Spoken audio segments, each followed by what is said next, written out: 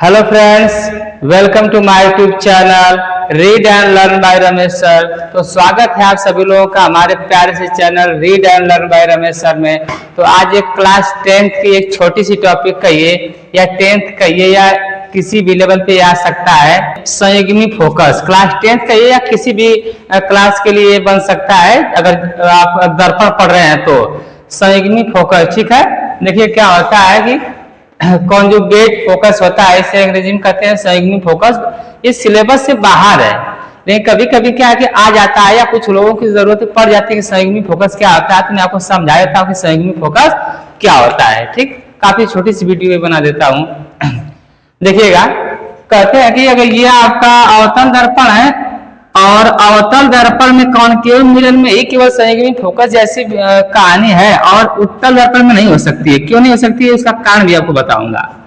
देखिएगा, आपको मैं 6 कंडीशन पढ़ाया हूं। अगर वस्तु अनंत पे हो और यहाँ पे वक्रता केंद्र और अनंत के बीच में हो, वक्रता केंद्र और फोकस के बीच में हो, फोकस पर हो और ध्रुव और फोकस के बीच में हो। 6 स्थितियां हैं।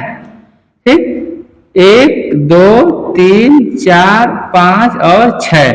इनका प्रतिबिंब कहाँ बनता है? पहली बार प्रतिबिंब आपका यहाँ बनता है फोकस पे, फिर इसके बाद कुछ प्रतिबिंब यहाँ बनता है, फिर यहाँ डायरेक्ट इसके ऊपर बन जाता है वक्रता केंद्र के ऊपर ही, फिर इसके बाद प्रतिबिंब ऐसे कुछ बनता है। ऐसे एक बार प्रतिबिंब कहाँ बन जाता है आपका?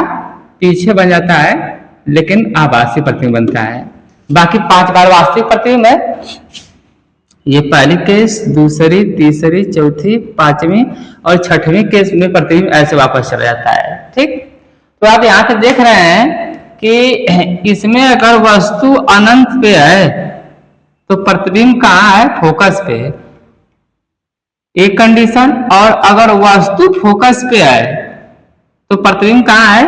अनंत पे। या फिर इस वाले केस में लीजिए कि वस्तु अगर अनंत और C के बीच में है तो प्रतिबिंब कहाँ है इसका? C और F के बीच में, ये रहा। अगर वस्तु यहाँ है तो प्रतिबिंब यहाँ है। वस्तु कहाँ है? अनंत और C के बीच में, तो प्रतिबिंब कहाँ है? F और C के बीच में। अब इसी का उल्टा करिए कि अगर यहाँ पे वस्तु रखिए, यानी इसके बीच में वस्तु, यानी अगर वस्तु देखिए चौथी नंबर वस्तु को, अगर वस्तु C और F के बीच में है तो प्रतिबिंब कहाँ है? अनंत और C के बीच में। इसका मतलब समझ रहे हैं कि जहां वस्तु है वहां उसका जो जहां प्रतिबिंब बन रहा है, फिर उसके जगह पर वस्तु रखने पर इसी जगह प्रतिबिंब बनना चाहिए। तो यह दो जो पॉइंट आपको बार बार मिलेंगे। तो अवतल दर्पण में कई केसेस ऐसी हैं जहां पे मिल सकती हैं। तो यह जो दोनों पॉइंट होते हैं ना संयुग्मी, अब आपको मैं अपनी भाषा में समझाता हूं। अगर ये दो लोग हैं, अगर यहाँ पे वस्तु है तो इसका प्रतिबिंब कहाँ बनेगा? यहाँ बनेगा। ठीक, लेकिन अगर वस्तु यहाँ रख दिए तो इसका प्रतिबिंब कहाँ बनेगा? इसके पास बनेगा। यानी इसकी वस्तु इसका प्रतिबिंब और इसकी यहाँ वस्तु तो इसके यहाँ प्रतिबिंब। अगर ऐसा हो रहा है तो फिर ये दोनों पॉइंट आपस में क्या कहलाएंगे? संयुग्मी फोकस कहलाएंगे। ऐसा संभव केवल अवतल दर्पण में ही हो सकता है।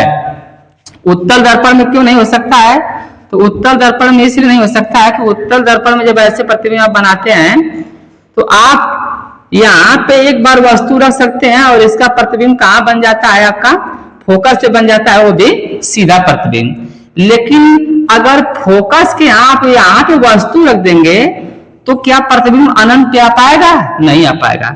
यहाँ पे वस्तु रखे हैं, यहाँ प्रतिबिंब चला गया है, ठीक है, आभासी ही सही। लेकिन यहाँ वस्तु रख के देखिए, क्या प्रतिबिंब यहाँ आ पाएगा? नहीं आ पाएगा। क्यों? क्योंकि यहाँ से प्रकाश का परावर्तन ही नहीं हो पाएगा, क्योंकि इधर तो दर्पण कलई किया हुआ है, चमकदार हिस्सा तो इधर है, तो प्रकाश का परावर्तन इधर हो ही नहीं सकता है। तो इसलिए उत्तल दर्पण में तो ये कहानी संभव नहीं है। लेकिन अवतल दर्पण में ये कहानियां संभव क्यों हो जाती हैं? देखिएगा कि इसलिए हो जाती है संभव कि अगर अनंत वस्तु रखते हैं तो फोकस से प्रतिबिंब बनता है, और अगर फोकस पे वस्तु रख देते हैं तो अनंत प्रतिबिंब बनता है। इसका वस्तु उसके घर पे प्रतिबिंब, इससे घर पे वस्तु, इससे घर पे प्रतिबिंब। अगर ऐसा संभव है तो आप क्या कह सकते हैं कि यह दोनों पॉइंट को क्या नाम देंगे? संयुग्मी फोकस नाम देंगे। बस यही लिखी, इसी परिभाषा यहाँ पे लिखी गई है, समझ लीजिए कि अवतल दर्पण में मुख्य अक्ष पर स्थित हुआ 2 बिंदु। कितने बिंदु होने चाहिए? कम से कम 2 बिंदु। जिनमें से किसी एक बिंदु पर अगर वस्तु रख दूं, जैसे कि अनंत को पहला बिंदु मान लूं और फोकस को दूसरा बिंदु मान लूं, तो यहाँ पे मैंने वस्तु रख दिया। किसी एक बिंदु पर वस्तु रख दिया जाए, किसी एक बिंदु पर रखी वस्तु का वास्तविक प्रतिबिंब किसी दूसरे बिंदु पर बनना चाहिए। तो इसका अनंत पर रखेंगे तो वास्तविक प्रतिबिंब कहाँ बन जाएगा? फोकस पे। तथा दूसरे बिंदु पर रखी वस्तु का वास्तविक प्रतिबिंब यानी कि दूसरा बिंदु फोकस, अगर यहाँ पे वस्तु रख दें तो इसका वास्तविक प्रतिबिंब कहाँ बनेगा? अनंत पे। पहले बिंदु पर बने तो उन दोनों बिंदुओं को आपस में क्या कहेंगे?